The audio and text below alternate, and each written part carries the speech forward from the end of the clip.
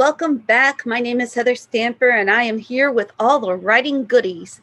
This is a status update on my writing. Last week, I got 5,000 words done. This week, to quote Vegeta, it's over 9,000. It's actually 10,000. 10,089 words. I am so happy. I had set a goal for myself to get to the 10,000 mark, and hooray, I did it. I had to type like 750 words a day in order to get there. Once I got on a roll, some days it was more, some days where I was like a little more tired, I'd be like, oh, 750 is so far away. So where does that put me in the map? It is. And hey, Gigi, it's my cat. Yay, internet famous. Anyway, sorry, focus. Before I started Camp NaNoWriMo, I had about 17,000 words, which is a lot. One of the main goals of NaNoWriMo is to get 50,000 words written in a first draft. And it was way behind on that. So when I did the math, 50,000 minus 17,000, I got 33,000 words. Now, I am behind as far as that goal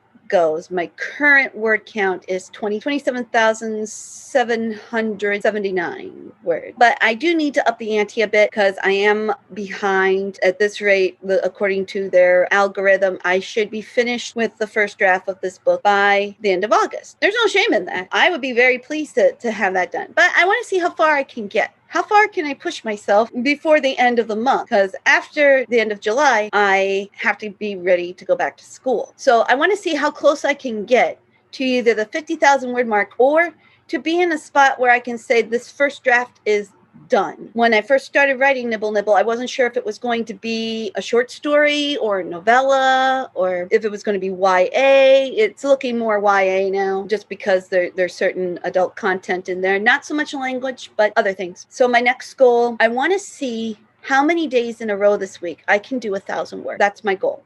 I'm not going to try to go for an actual word count goal per se for the end of this week, but if I'm able to do 1,000 words a day, that's 7,000 words more than what I had before. Now, there were a couple of really interesting surprises this past week. I was working on moving my character from one setting to another as part of her story arc, and I had a hard time reconciling the fact that she had to go on foot about a 300-mile trip with pieces for a gingerbread house to the castle. Long story. Just roll with me here. Okay. And I needed it to be done within a certain time period. I didn't want to spend a large chunk of my work just walking on the road and having conversations to herself. So I introduced 2 characters. And at first I thought, they'll just throw them in, they'll get her to where she needs to go, and then we'll never see them again. Their names are Hans and Franz. For those of you that watch the movie Father of the Bride, the 90s version with Steve Martin.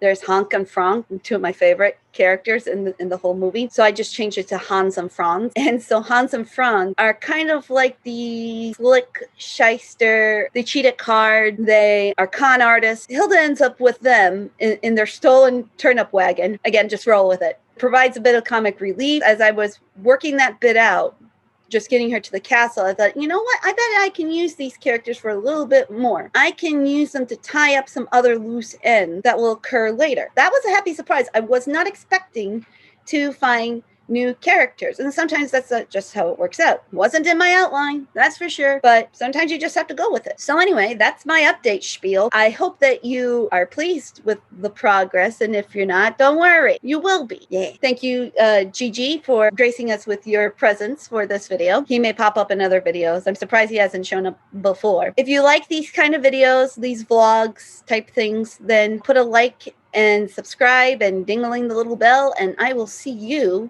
in the next video. Take care, everybody. Bye-bye.